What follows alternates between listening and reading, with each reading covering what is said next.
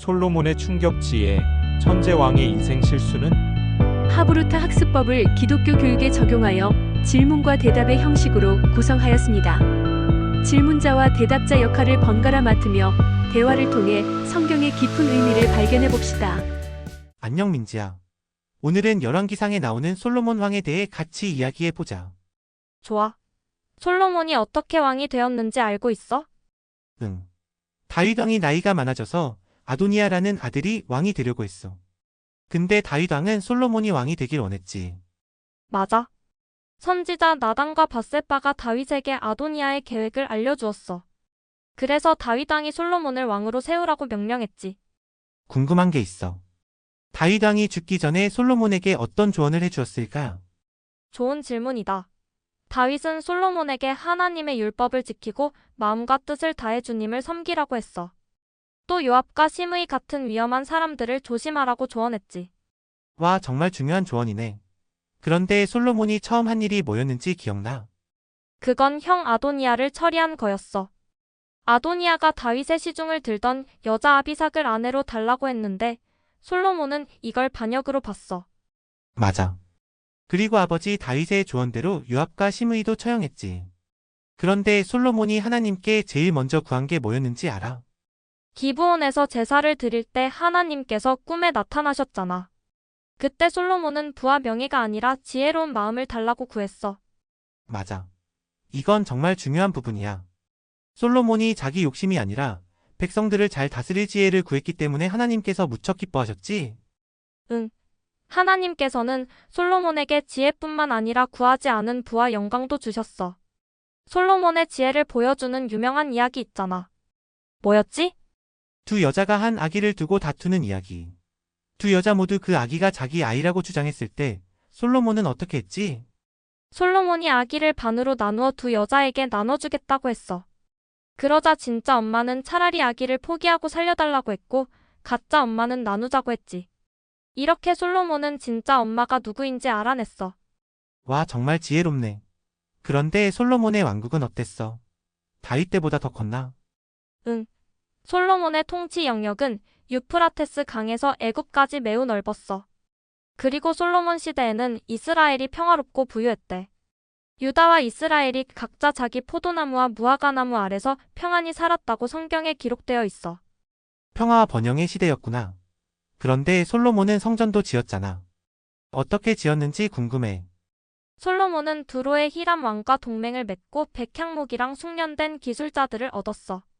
성전 건축은 7년이나 걸렸대. 정말 아름다운 성전이었을 거야. 맞아. 성전을 완성한 후에 솔로몬이 드린 기도가 정말 감동적이었어. 하나님께서는 어떻게 응답하셨지? 하나님께서 솔로몬에게 나타나셔서 네가 내 앞에서 다윗처럼 행하면 내 왕위가 영원히 견고할 것이라고 약속하셨어. 하지만 경고도 하셨지. 만약 너희가 나를 떠나 다른 신들을 섬기면 이스라엘을 이 땅에서 끊어버릴 것이라고.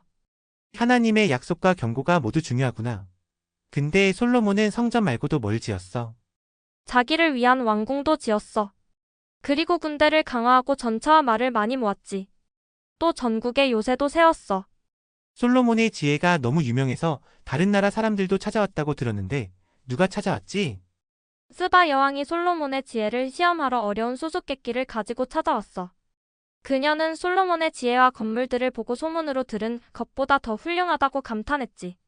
와, 정말 대단하구나.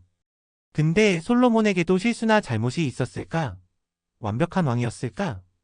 아니, 솔로몬에게도 큰 실수가 있었어. 나이가 들어서 많은 외국 여자들과 결혼했는데 그 여자들이 우상을 가져와서 솔로몬의 마음이 하나님에게서 멀어졌어. 심지어 그 여자들을 위해 우상의 신전까지 지어주었대. 아, 그래서 하나님께서 화가 나셨겠다. 어떤 벌을 내리셨어? 하나님께서는 솔로몬이 죽은 후에 그의 아들이 다스릴 때 왕국을 둘로 나누겠다고 하셨어.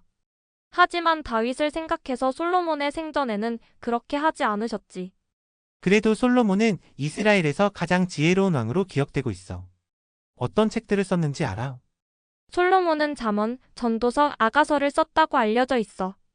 특히 잠언에서는 우리에게 지혜의 중요성에 대해 많이 가르쳐주고 있지.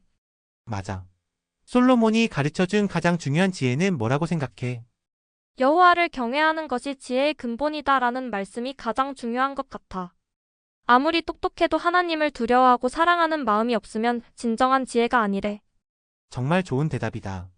솔로몬의 이야기를 통해 우리가 배울 수 있는 건 뭘까? 하나님을 첫 번째로 사랑하고 지혜를 구하는 게 중요하다는 거. 솔로몬은 처음에는 하나님을 정말 사랑했지만 나중에는 다른 것들이 더 중요해져서 하나님에게서 멀어졌잖아. 우리도 항상 하나님을 첫 번째로 사랑해야 해. 그리고 솔로몬처럼 지혜를 구하는 게 좋을 것 같아요. 부나 인기보다 하나님의 뜻대로 사는 지혜가 더 중요한 것 같아요. 맞아. 우리도 솔로몬처럼 지혜를 구하되 그의 실수는 반복하지 않도록 항상 하나님을 첫 번째로 두는 사람이 되자. 이상 하나님의 말씀이었습니다. 감사합니다. 구독과 좋아요, 알람 잊지 마세요.